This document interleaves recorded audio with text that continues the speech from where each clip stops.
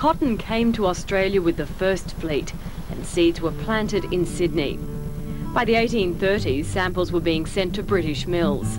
The American Civil War in the 1860s saw some significant growth in the industry as American production was disrupted. Cotton farming continued as Australia grew as a nation, but it was an industry that remained marginal until recently.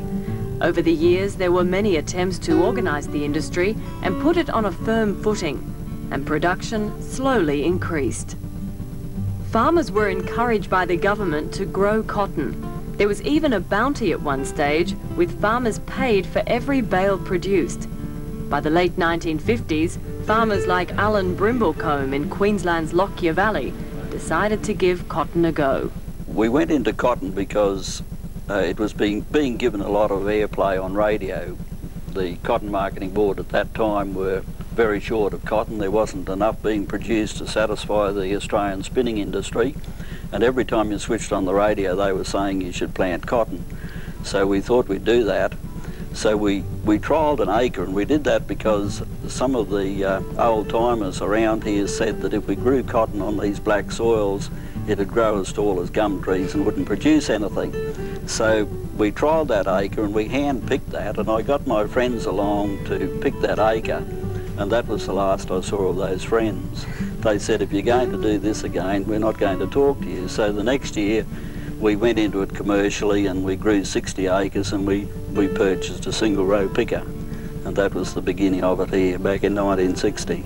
Pioneers, like Alan Brimblecombe, were joined by American farmers in the Namoi Valley in New South Wales in the 1960s, where they pioneered irrigated cotton. The Australian farmers saw what was happening and saw the potential in irrigated cotton, particularly as we got the better varieties, and the industry quickly developed into other areas, and the Australian farmers took the best technology that they could find at the time and put it into practice and learnt off everybody, and that's a good thing about the cotton industry. There's a great freedom of sharing information and skills and technology. No one really keeps any secrets. We share it with each other, and that helps a lot.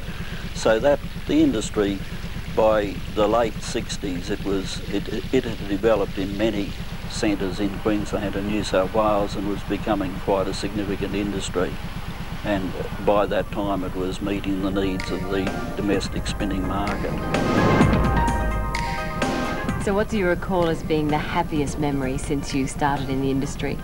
I think just seeing the industry come of age. I was chairing the Australian Cotton Foundation at that time, back in the late 80s, and really when you could say this is a recognised industry, it's got substantial exports, it's doing something for the country, it's providing employment for a lot of people, and it's adding to the communities around which cotton areas are developed. Cotton